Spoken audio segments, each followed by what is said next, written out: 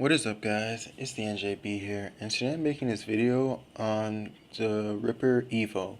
So I am using the nuclear variant in this game that you guys are watching, but that doesn't matter too much because this gun is really good. So basically, I've been using this gun for a while.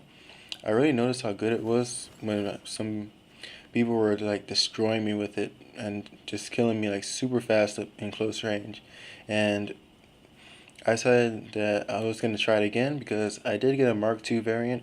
It was only the common version, but I got a Mark II variant, and I decided that I just wanted to use it to get the extra XP, especially because we also had the drop zone game type, and you were getting a lot of XP in that mode. So 15% XP, extra XP, and on top of that, I'm playing a game mode with more XP. So you're not gonna. It's not the drop zone game mode isn't in the multiplayer anymore. They just took it out, and it's not the one you're watching. This is just regular kill confirmed.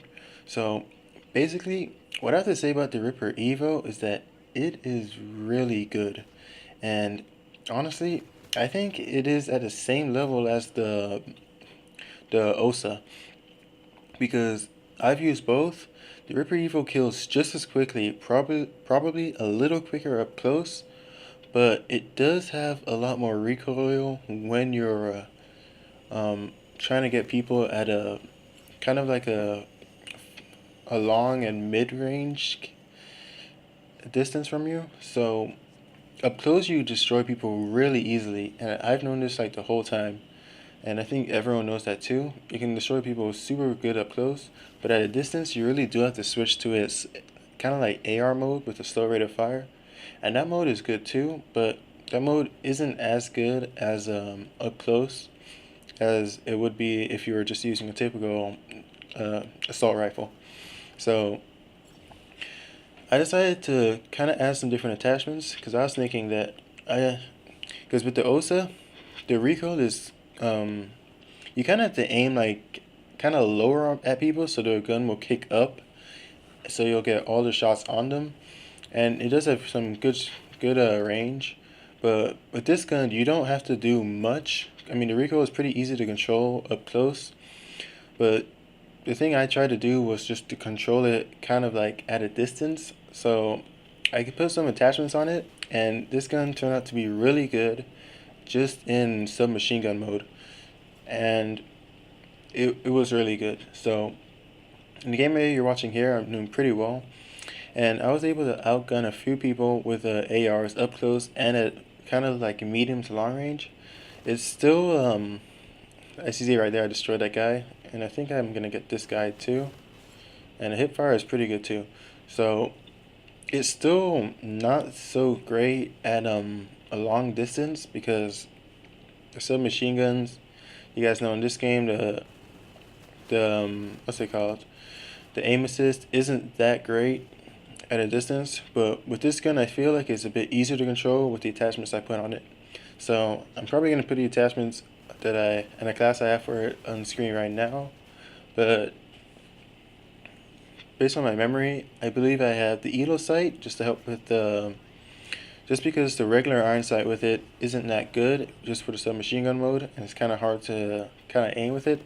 So I have the ELO sight to help me with that, and I added the foregrip to help with the recoil, and then I have quick draw just so I can whip the gun out really quickly so I can outgun people up close. And I believe that might help with hip fire a little bit, but I honestly do not remember. So with those attachments, I was able to control the recoil really well, and it really made this gun, in my opinion, it's like a kind of a better version of the OSA, assuming you're leaving this gun in a submachine gun mode. If you change to AR mode, it is still pretty good, and it's good that you're able to switch between the two modes. But if you're playing like competitive and you're not allowed to switch your weapon, you have to keep it in default mode, I think this class setup can really help, because as long as you can control the recoil with the attachments, this gun can be really overpowered, because you already destroy people up close, and at a distance it is difficult, But with the attachments that I put onto it, just controlling that recoil really makes it so much easier, and you can really outgun people with ARs and other SMGs at a medium and sometimes at long range, not as much. Um, Personally, I stick to like the outside parts of the map, so I'm not really getting into long range engagements so much. And I am more of an SMG player, so I do prefer to stay like close range, but at long range you can outgun people, especially if you're playing like in public matches, or if you're going against someone who's using like a sniper or something and they miss their first shot and you have to like whip out their pistol or something. You can kind of challenge them. So that's that. So in my opinion, this gun is really good. If you like using the OSA but the recoil is too much to handle, and in my opinion it is. I mean, I'm still getting used to it, but personally I'm kind of like trash with it right now on average. But I think this gun is a perfect alternative. It kills just as quickly, and you can control the recoil much better with the attachments. On top of that, if you're playing just regular online, you can switch it to AR mode just in case you do need to kill people at further distances. But either way, this gun is a fantastic gun to use. I think it's like my favorite gun to use right now. It's just as good as the Ripper was in Ghost, if you guys do remember it. So that's that. In my opinion, it is just as good, or if not better, than the OSA is. So I think it's mainly because it has it's a bit easier to control because the OSA has crazy recoil. This gun, you can really control it with like 2 or 3 different attachments. On top of that, if you put a suppressor on, then it's even better.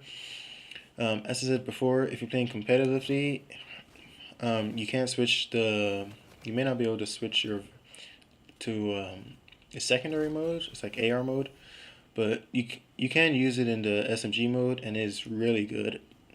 I wouldn't say it's overpowered because it's not. I think all the guns in this game are pretty well balanced, at least compared to like some previous Call of Duties. But it is up there with one of the better guns in the game, in my opinion, so far in using it. So either way, hope you guys enjoyed. This has been kind of like my gun review of the RPR EVO. The one I use the most is really the common one. It's called the Cheap Shot, and I mainly use that one just because I have the Mark II version of it, so it looks cool to me, and you get an extra like 15% experience. So that's why I use the Mark II variant. But other than that, you can use any variant you want. I mean, all of them are going to be pretty good. And yeah, so anyway guys, this is going to be the end of my video. I'm going to let the gameplay finish. Hope you guys enjoyed. If you like this video and like my channel, please subscribe and like the video. Call of Duty is my favorite game, so I'm probably going to be uploading it more. But I do upload some other games. I do Watch Dogs, and I may do a little bit of Battlefield. So if you guys want to see that content, please subscribe. But anyway, thanks for watching. Hope you guys enjoyed. This has been the NJB, and cheers, mates. Friendly drone support is active.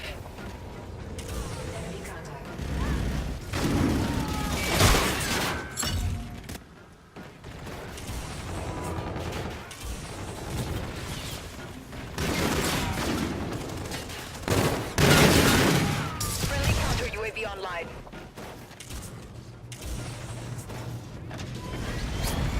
Keep it up. Enemy vulture on the field.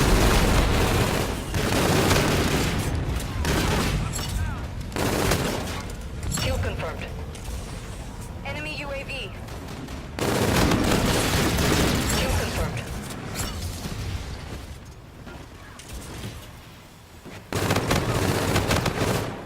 Enemy UAV. Kill confirmed. Enemy UAV. The enemy has a kill confirmed. Time's almost up. Enemy Scarab active. Enemy Warden incoming. Take cover.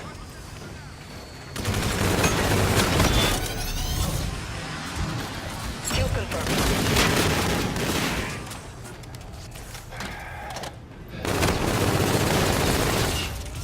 Kill confirmed. confirmed.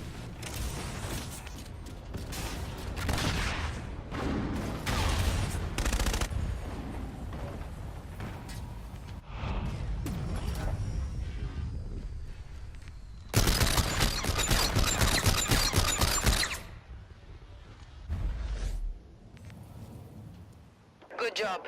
Report to command for debrief.